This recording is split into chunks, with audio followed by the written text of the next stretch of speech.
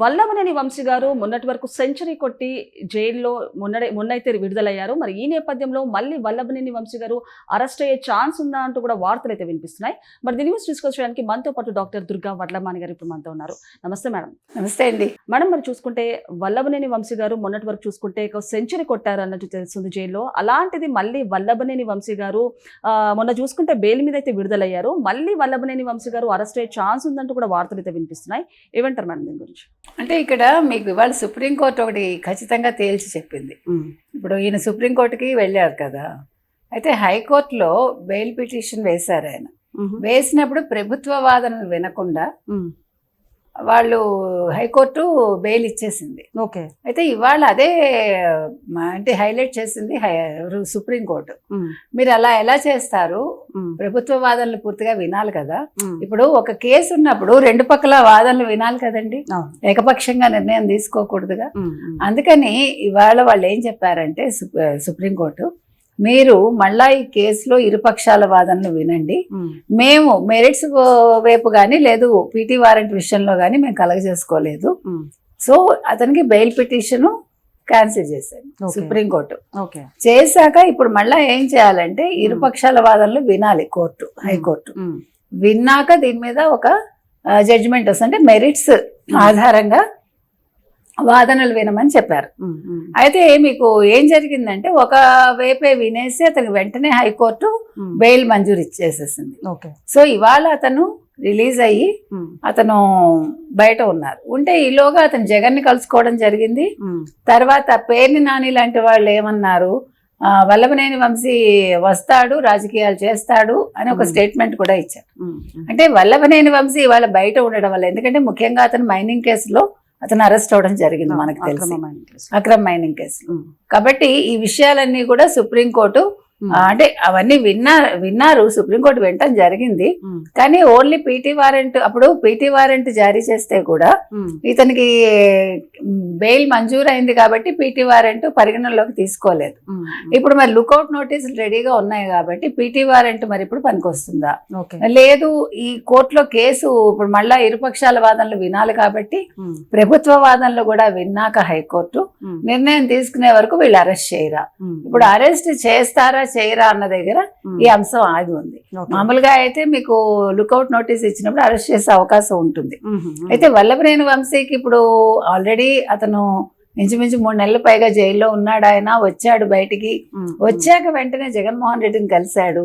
అంటే నేను అనేది, మీరు తప్పు చేసి మళ్ళా మీ బాస్ దగ్గరికి వెళ్ళి మీరు అంటే అక్కడ ఏం మాట్లాడుకున్నాడు ఆయన, నీకెందుకు నేను చూసుకుంటాను ఆయన చెప్పారు. అంటే ఇప్పుడు హైకోర్టులో బెయిల్ వచ్చింది కాబట్టి, కానీ సుప్రీంకోర్టులో రాలేదుగా. అంటే నీకు జగన్మోహన్ రెడ్డి ఏమి చెయ్యరు అని అర్థమైందిగా, చెయ్యలేరు అని. ఇప్పుడు మనం కోర్టులను ఎంతవరకు మేనేజ్ చేయగలం? చేయలేం కదా. కోర్టులు మేనేజ్ చేయడం కాదు చేయాల్సింది, తప్పులు చేయకుండా చూడాల్సిన బాధ్యత ఒక పార్టీ అధినేతగా జగన్మోహన్ రెడ్డి చేయాలి. కానీ జగన్మోహన్ రెడ్డి అండ చూసుకుని వీళ్ళు రెచ్చిపోయి, ఆ రెచ్చిపోవటంలో కూడా వల్లభనేని వంశీకి అవసరం అసలు.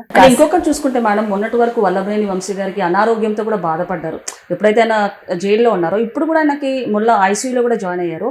సో మళ్ళీ జగన్మోహన్ రెడ్డి గారి కలిసిన తర్వాత మరి రాజకీయంగా మళ్ళీ వేరే స్టెప్స్ తీసుకుంటున్నారా? ఒకవేళ అనారోగ్యంగా ఉన్నా కూడా మళ్ళీ అరెస్ట్ చేసే ఛాన్సెస్ ఉన్నాయా? ఏ విధంగా చూడొచ్చు అంటారు? మీకు గుర్తుందా, పోసాని కృష్ణమురళి అరెస్ట్ అయ్యాక నాకు గుండె నొప్పి వస్తుంది ఏదో హడావిడి చేస్తే తీసుకెళ్లి హాస్పిటల్లో జాయిన్ చేసి శుభ్రంగా ఉన్నాడు, నిక్షేపంలో ఉన్నాడు, ఇంకే రోగం లేదన్నాడు. అదే విధంగా వల్లభనేని వంశీ కూడా బాగలేదంటే టెస్టులు చేసి ఈయన బాగున్నాడని చెప్పారు. బట్ మీరు అనారోగ్యం అనే మాట అనకూడదు. ఎందుకు అనకూడదంటే ఆయన అందగాడు, జగన్మోహన్ రెడ్డి చెప్పారు కదా చాలా అందగాడు వల్లభనేని వంశీ. జగన్మోహన్ రెడ్డి ఎవరినైతే మెచ్చుకుంటారో వాళ్ళకి ఫ్యూచర్ ఉండదు, మీరు గమనించండి. అందుకు తార్కాణం వల్లభనేని వంశీ, అవునా కదా? కాబట్టి వల్లభనేని వంశీకి అనారోగ్యం ఏం లేదు.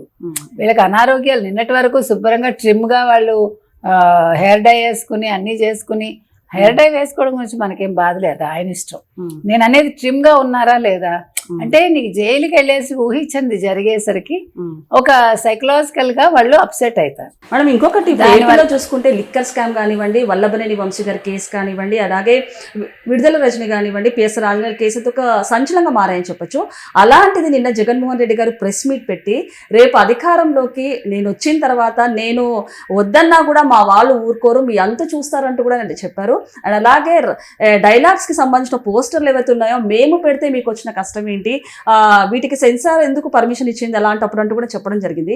ఏమంటారు మేడం దీని గురించి? అంటే జగన్మోహన్ రెడ్డి ఒక ప్రజా నేతగా పనికిరారు, ఒక రాజకీయ నాయకుడిగా లేదు, మళ్ళా ముఖ్యమంత్రి అయ్యే ఒక అవకాశాన్ని నిన్న కోల్పోయాడు.